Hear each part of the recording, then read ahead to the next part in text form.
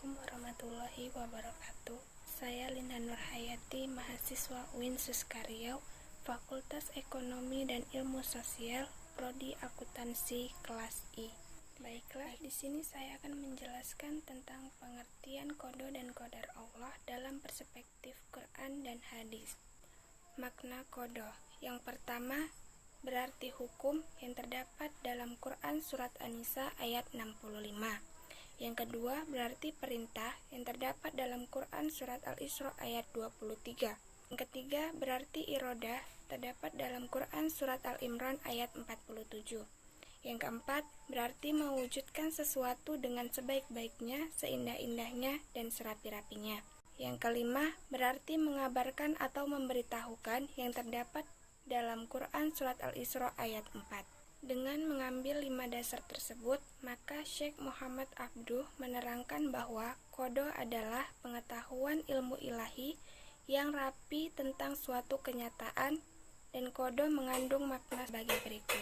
Yang pertama, ketetapan hukum, dalam hal ini berupa hukum empirik. Yang kedua, ketetapan perintah Allah Subhanahu wa Ta'ala yang memastikan adanya hukum empirik yang berlaku objektif.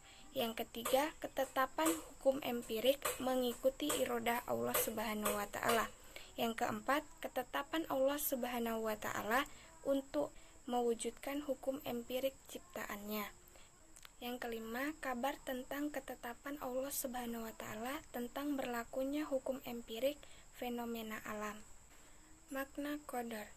Adapun pengertian qadar adalah ilmu yang sangat luas, meliputi segala apa yang terjadi dan semua yang berhubungan dengan itu, yang sekiranya terjadi pada saat kemarin, sekarang, dan kelak kemudian hari.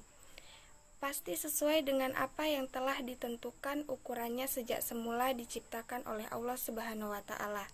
Selanjutnya, tingkatan-tingkatan takdir.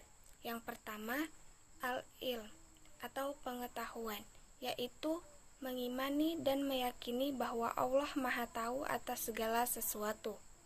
Yang kedua, al-kitabah atau penulisan, yaitu mengimani bahwa Allah telah menuliskan ketetapan segala sesuatu dalam lauh mahfuz yang ada di sisinya. Yang ketiga, al-musyiah atau kehendak, artinya bahwa segala sesuatu yang terjadi atau tidak terjadi di langit dan di bumi adalah kehendak Allah Subhanahu wa Ta'ala. Selanjutnya, hubungan manusia dengan takdir, pengenjawatahan iman kepada qada dan qadar Allah Subhanahu wa Ta'ala. Yang pertama, qadar mubram. Dalam bahasa Arab, mubram artinya sesuatu yang sudah pasti, tidak dapat dielakkan.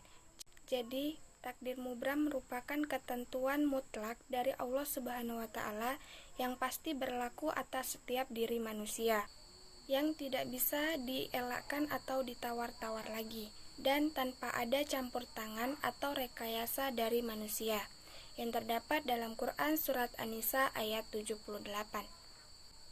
Yang kedua, qadar mu'allaq. Dalam bahasa Arab, mu'allaq artinya sesuatu yang digantungkan. Jadi, takdir mu'allaq berarti ketentuan Allah Subhanahu wa Ta'ala yang mengikut sertakan peran manusia melalui usaha atau ikhtiarnya. Dan hasil akhirnya tentu saja menurut kehendak dari izin Allah Subhanahu wa Ta'ala. Terdapat dalam Quran surat Ar-Ra'd ayat 11 dan Quran surat Al-Baqarah ayat 286. Baiklah, hanya itu yang dapat saya sampaikan. Semoga bermanfaat. Kurang dan lebih saya mohon maaf. Wabillahi taufiq wal hidayah. Wassalamualaikum warahmatullahi wabarakatuh.